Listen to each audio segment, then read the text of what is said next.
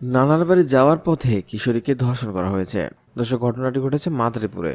এ বিষয়ে বিস্তারিত থাকছে ভিডিওতে।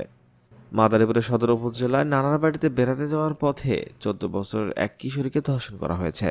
শুক্রবার বিকেলে সিলারচর ইউনিয়ন পরিষদের 3 নং ওয়ার্ডে এই ঘটনা ঘটে। পরে কিশোরীকে অসুস্থ অবস্থায় মাদারীপুর সদর হাসপাতালে ভর্তি করা হয়। এই ধর্ষণের ঘটনায় শনিবার সকালে থানায় একটি মামলা করা হয়। মামলা সূত্র থেকে জানা গেছে, সদর উপজেলার সিলার ইউনিয়নে সিলাচর গ্রামের ওই কিশোরী তার নানার বাড়ি বেড়াতে যাওয়ার পথে এ সময় ওত পেতে থাকা একই গ্রামের জলিল তস্তার পখাটের পুত্র শওকত তস্তা তার মুখ চেপে রাস্তার পাশে একটি বাগানে নিয়ে জোরপূর্বক ধর্ষণ করে। এ ধর্ষণের ঘটনা জানতে পেরে ওই কিশোরীর বাবা বাদী হয়ে থানায় মামলা করেন। ভুক্তভোগীর বাবা বলেন, ওর মা ওদের 4 বছর রেখে মারা গেছে। এরপর আমি ওদের লালন পালন করে বড় করেছি।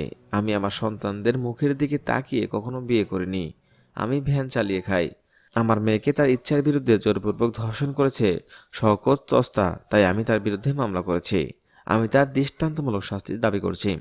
এ বিষয়ে প্রতিবেশী বাবুল ফকির বলেন, আমরা সরকারি ঘরে থাকি, আমাদের জায়গা জমি ঘর নাই, সরকারি ঘরে থাকি।